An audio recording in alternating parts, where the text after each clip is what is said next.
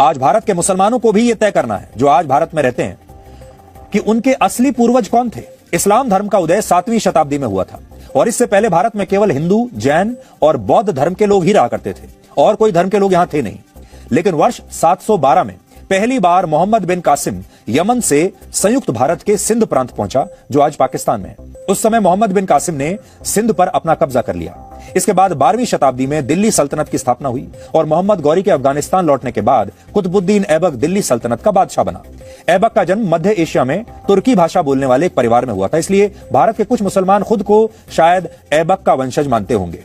हालांकि इसके बाद दिल्ली में वर्ष 1290 में खिलजी वंश की स्थापना हुई। एक और वंश आया, खिलजी वंश, और जलालुद्दीन खिलजी के बाद अलाउद्दीन खिलजी दिल्ली का शासक बना। फिर इसके बाद तुगलक वंश आया और 1325 से 1351 तक मोहम्मद बिन तुगलक ने दिल्ली पर राज किया। वर्ष 1412 में तुगलक वंश की समाप्ति हो गई और फिर सैयद तुगलक वंश की स्थापना हुई और फिर 1451 में लोदी वंश के शासकों ने दिल्ली पर राज किया, जो अफगानिस्तान से आए थे। इसलिए आज भारत के जितने भी तमाम मुसलमान हैं, आज उन्हें हो सकता है उनमें से बहुत सारे अपने आप को लोदी वंश का भी बताते हों। लोदी वंश के बाद 1526 में मुगल भारत आए, जो तैमूर लंग के वंशज थे। तैमूर लंग मध्य एशिया का एक बड़ा मुस्लिम शासक था। मुगल काल बाबर की ताजपोशी के साथ शुरू हुआ था और उसके बाद बाबर का पुत्र हुमायूं दूसरा मुगल बादशाह बना। हुमायूं के बाद अकबर, जहांगीर, शाहजहां और औरंगजेब का शासन आया। औरंगजेब के बारे में तो आजकल आप बहुत सुन ही रहे हैं और हमारे देश में बहुत सारे मुसलमान ऐसे हैं जो औरंगजेब को ही अपना पूर्वज मानते हैं। बहादुर शाह जफर आखिरी मुगल बादशाह थे और कुछ मुसलमान हो सकता है उन्हें भी अपना पूर्वज बताते होंगे। इसलिए आज भारत के मुसलमानों को यह तय करना है, साथ ही पाकिस्तान के मुसलमानों को भी तय करना चाहिए, बांग्लादेश के मुसलमानों को भी तय करना चाहिए, क्योंकि उस जमाने में भारत, पाकिस्तान और बांग्लादेश देश एक ही साथ थे, एक ही देश था।